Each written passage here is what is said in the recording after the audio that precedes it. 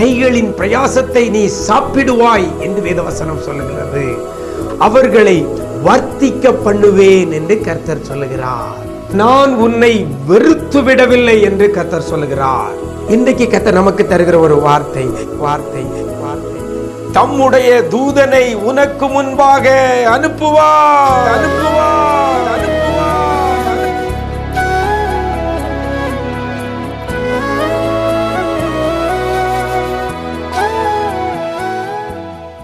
கிறிஸ்துவில் பிரியமானவர்களே, ஆண்டவரும் இரட்சகருமாகிய இயேசு கிறிஸ்துவின் ஈடு இணையற்ற நாமத்தில் உங்களுக்கு அன்பின் வாழ்த்துக்களை தெரிவிக்கிறேன்.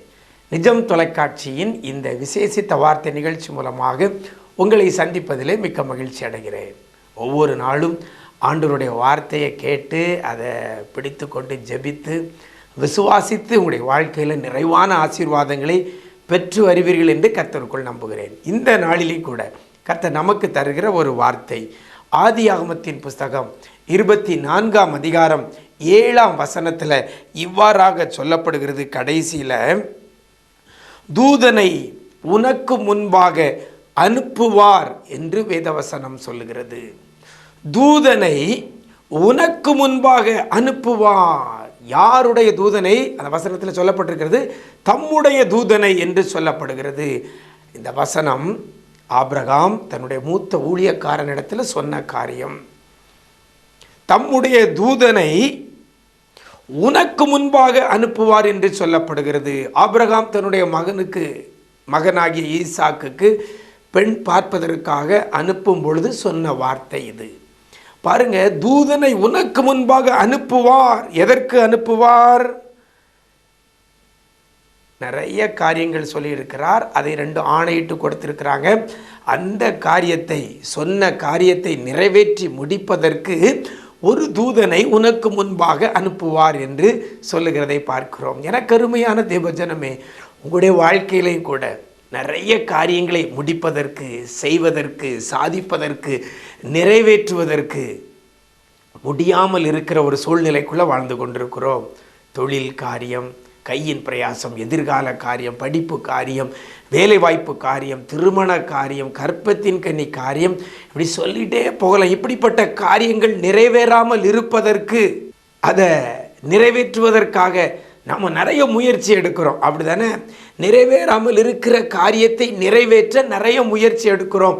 அந்த முயற்சி பலிக்கலை, அந்த முயற்சி காரியத்தை நிறைவேற்றலை. ஆனால் கர்த்தர் ஒரு தூதனை உங்களுக்கும் எனக்கு முன்பாக அந்த காரியத்தை நிறைவேற்ற அனுப்புவாரேயானால் அந்த காரியம் அழகாக நிறைவேறி முடியும், ஈஸியாக முடியும்.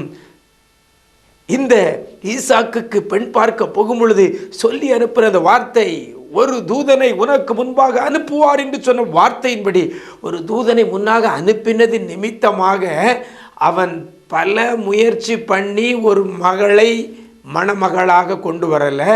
ஒரே எஃபர்ட், ஒரே முயற்சி, ஒரே காரியத்தை செய்தான். ஒரே பெண்ணை செலக்ட் பண்ணதை பார்க்கிறோம். முதல் காரியமே அவனுக்கு சக்ஸஸாக முடியுது. இந்த பொண்ணை பார்த்துட்டு இது சரியில்லை அப்படின்னு சொல்லிட்டு ஒதுக்கி ஒதுக்கி ஒதுக்கி ஒதுக்கி பல பெண்களை பார்த்து தன்னுடைய எஜமானுடைய மகனுக்கு மனைவியாக அவன் செலக்ட் பண்ணலை. முதல் அட்டம்ப்டிலே, முதல் பார்க்கிற அந்த ஸ்திரீயையே மணமகளாக கொண்டு வருகிறதை பார்க்கிறோம். காரணம் என்ன? ஒரு தூதனை அவனுக்கு முன்பாக அனுப்பினதுனால. எனக்கு அருமையான தேவஜனமே, இந்த நாளில் கூட உங்களுடைய வாழ்க்கையில் எடுக்கிற முயற்சிகள் அது பலனை தராதபடி இருக்கலாம், முயற்சிகள் விரயமாயிருக்கலாம்.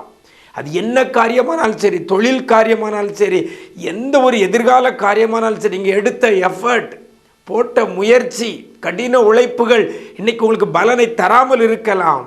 ஆனால் நீங்கள் படுகிற பிரயாசத்துக்கும் உழைப்புக்கும், கடின உழைப்புக்கும், முயற்சிக்கும் முன்பதாக ஒரு தூதனை கர்த்தர் அனுப்புவாரேயானால் நம்முடைய முயற்சி எல்லாம் ஈஸியாக சாதனையாக மாறும். வேலைகள் எல்லாம், எடுக்கிற பிரயாசங்கள் எல்லாம் வெற்றியாக மாறும். அதனால தான் ஆபிரகாம் சொல்லி அனுப்புகிறார், தம்முடைய தூதனை உனக்கு முன்பாக அனுப்புவார் என்ற வார்த்தை இன்றைக்கு நிஜம் தொலைக்காட்சி நேயர்களுக்கு இந்த வார்த்தை கடந்து வருகிறது. தம்முடைய தூதரை உங்களுக்கு முன்பாக அனுப்புவார். இந்த வார்த்தையை பிடித்து கொண்டு யாரெல்லாம் ஜெபிக்கிறீங்களோ, இயேசுவே எனக்கும் எனக்கு முன்பாகவும் ஒரு தூதனை நீங்கள் அனுப்புங்கப்பா அப்படின்னு கேட்க போகிறோம். சரியா? ஒரு தூதன் நமக்கு முன்பாக கர்த்தர் அனுப்பும் பொழுது நம்முடைய காரியங்கள் எல்லாம் ஜெயமாய் மாறும், தோல்விகள் எல்லாம் வெற்றியாக மாறும், நஷ்டங்கள் எல்லாம் லாபமாக மாறும், கண்ணீர் எல்லாம் ஆனந்த களிப்பாக மாறும். இன்னைக்கு கேட்க போகிறோம். சரியா? ஒரு தூதனை எனக்கு முன்பாக அனுப்புங்கப்பா அப்படின்னு கேட்க போகிறோம். கர்த்தர் அனுப்புவார். கலங்கி போயிருக்கிற தேவ பிள்ளையே, இரவெல்லாம் கண்ணீர் வடித்து இந்த காரியம் என்னமாக முடியுமோ, இதை நான் எப்படி மேற்கொள்ளுவேன், இதிலிருந்து எப்படி வெளிவருவேன் என்று அழுது கொண்டிருக்கிற தேவ பிள்ளையே, உங்களுக்காக ஒரு தூதனை உங்களுக்கு முன்னாக கர்த்தர் அனுப்ப போகிறார். விசுவாசிக்கிறீங்களா? இந்த வார்த்தை எனக்கென்று தான் கர்த்தர் தருகிறார். எனக்கு முன்பாக ஒரு தூதனை அனுப்ப போகிறார். அப்படி விசுவாசிங்க. இந்த வார்த்தையை பிடித்துக்கொண்டு ஜெபிங்க. கர்த்தர் உங்களுக்கு முன்பாகவும் அவருடைய தூதனை அனுப்புவார். உங்களுடைய காரியம் ஜெயமாய் முடியும். உங்களுடைய அலைச்சல்கள் இனி குறைக்கப்படும். உங்களுடைய அலைந்து தெரிந்ததுக்கு ஒரு முற்றுப்புள்ளி வைக்கப்படும். இன்றைக்கே கர்த்தர் உங்களுக்கு ஜெயத்தை தருவார். எதிர்பார்க்கிற நன்மைகளை, எதிர்பார்க்கிற ஆசீர்வாதங்களை கர்த்தர் தருவார். அப்படின்னா ஆண்டவரை சார்ந்திருங்கள். இயேசு கிறிஸ்துவை உறுதியாய் பற்றி கொள்ளுங்கள். கர்த்தர் உங்களுக்கும் ஒரு தூதனை அனுப்புவார். பெரிய காரியங்களை கர்த்தர் செய்வாராக. நாம் ஜெபிக்கலாமா?